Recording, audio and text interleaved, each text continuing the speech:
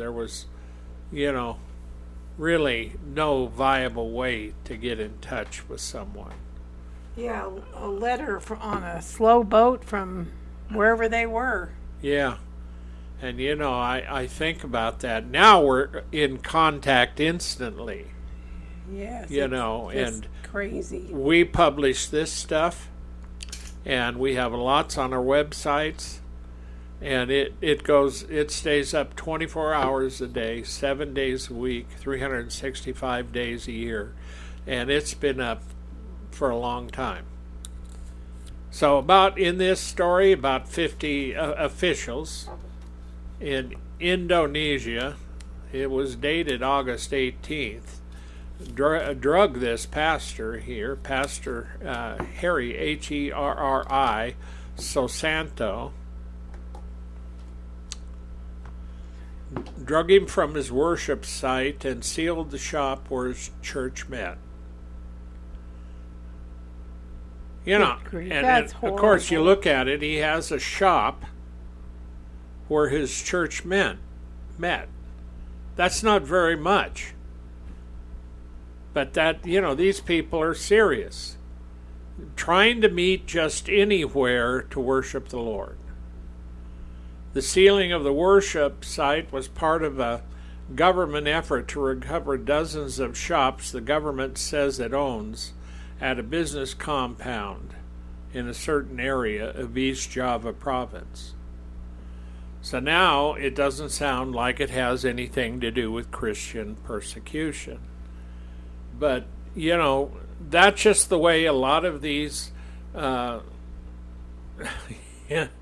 can call them antichrist or anti-Christians, the way they always want it to seem. Well, this is just, standard operating procedure, nothing against them being a Christian, but it's always the Christians that they go after. So the pastor described the government seizure of a 2-story shop house used by his Good God Church. I love these guys, and in India they do the same thing. The redemption of Jesus Christ Church for all men. Yeah, something like that. I mean, they always use something that, is active. Well, this is what's happening here. The Church of Resurrection, or whatever it is. The Church of the Living God, or Loving God, or something like that. You and I were in Assembly of God Church many, many years ago. Now the Assemblies of God, they don't even have assembly on them anymore. Not here where we live. They've changed, and I don't know about all of them. But so the Good God Church, or Gab, he met in a shopping compound, and west of Surabaya, and it was violent and anarchic. Yeah. I was harassed and dragged by a mob that I estimated was about 50 people. He said that in a podcast interview with another guy who is the son of a leading Muslim cleric. What was disappointed was those people who closed my church were my friends. Wow. I could believe that. Yeah. Displaying the nearly healed bruises on his hands from the mob pulling him, he said, "This is anarchic. It's an anarchic act that embarrasses the city. The city was wise, but the regent's action are violent and archaic." The church closure took place under acting regent. I never imagined the violence that the government officials made, causing upset among the congregation, and adding he was threatened with jail. Officers closed dozens of shops in the business compound on claims that the land belonged to the city government. Responding to the question about the status of the shop house, Pastor Harry said that when he and other shop house owners purchased their sites, the real estate company did not inform him that it was working with the local government to develop business compound. The developer didn't tell us about that at all, he said, adding that they had a 2016 building use rights certificate that they had continued using even though it expired in 2016, as it is common in Indonesia to postpone legalities as long as payments are made. The church tried to extend the validity period of the building use rights certificate, but officials denied it and instead demanding that they pay rent and back rent. And of course, he had already paid. Yeah. You know. And so the local government in 2022 asked them to pay the rent from 2016 to 2021, which amounted to little over $1,200 per year. And that's a lot of money when you're... It is. Although the church bought the property, paid land and building taxes, without the developer telling them about the joint plans of the government to development, now that is corrupt. That is. The developers and officials demanded they pay rent. The church carried out worship service on the front porch of the sealed-off site. Of course, as believers, we feel hurt, shocked, and feel like stepchildren. Feel like our wealth is worthless in their eyes. Yeah. What is the government's attitude towards religious tolerance if the church is closed now? I ask for the wisdom of the government. What will happen to our congregation?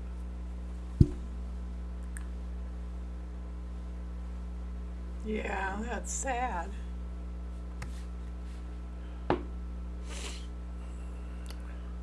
Yep, I can believe the corruptness.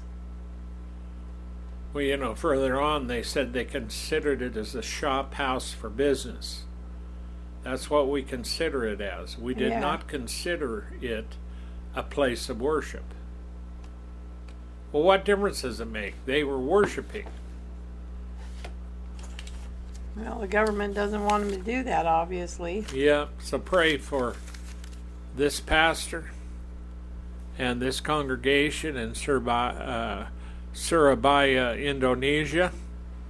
This came via morningstarnews.org.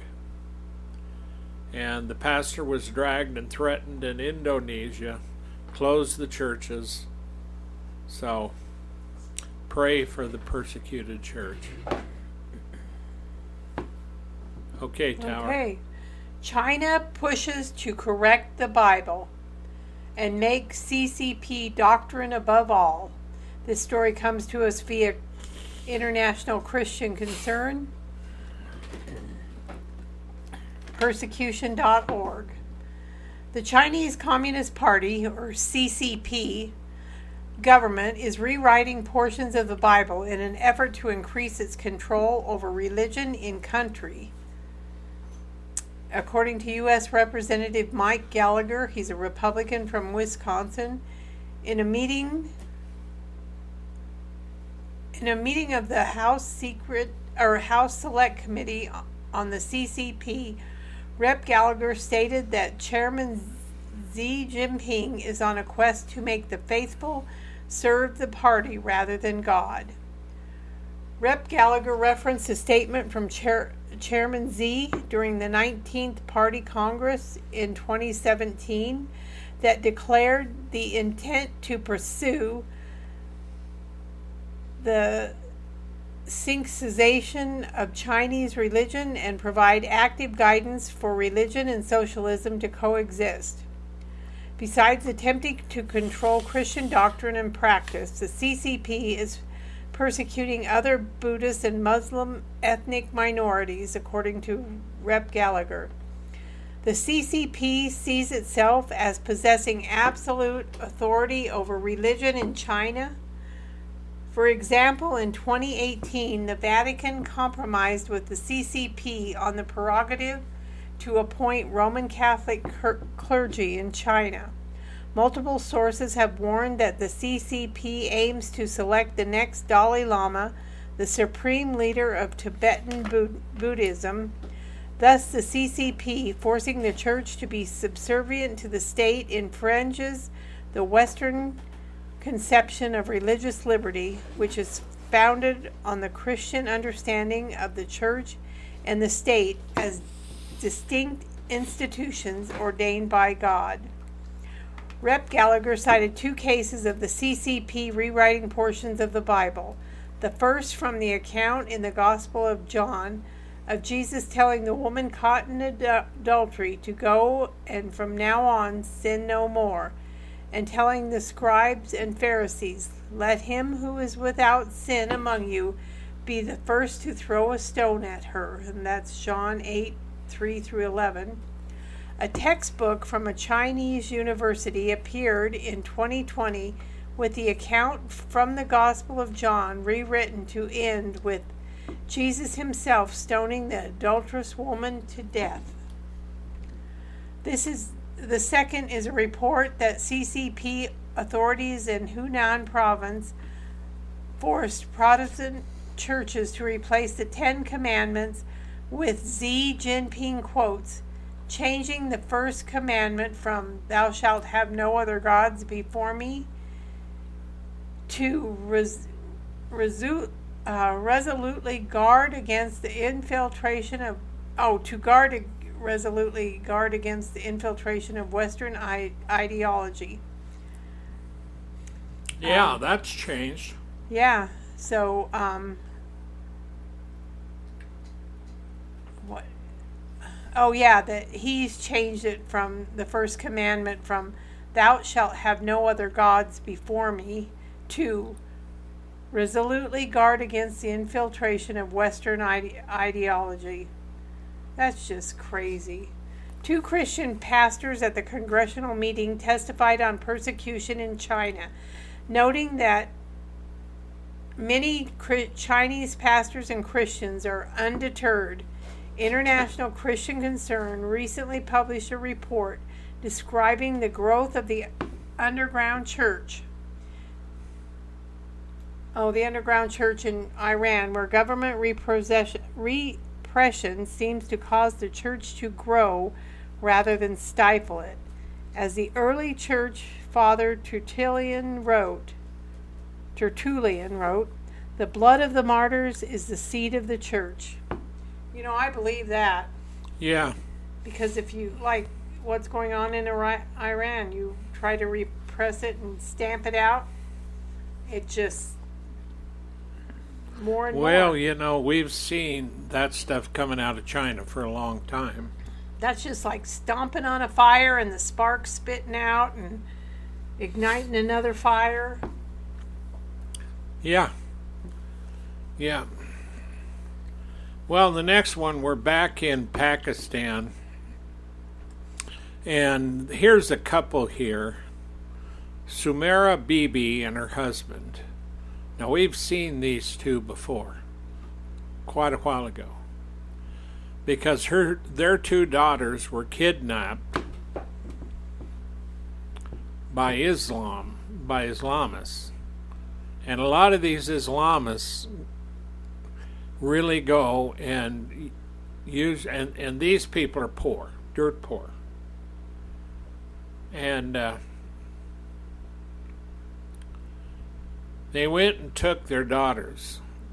The Muslims? And the daughters were 13 and 18, and they were forcibly converted to Islam and married to their abductors.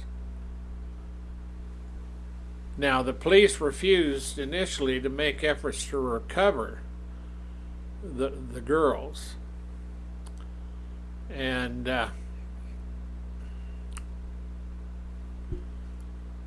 but a court in Lahore, the Lahore High Court Justice, ordered the police chief to recover them and submit a report. The court ordered the 2 girls to be recovered from Muslims, and they name them here. They're brothers. The family was sleeping in their 2-room quarters on July 3rd when Zayn and Ali, these are the 2 Muslim brothers, accompanied by some unidentified people who helped them, entered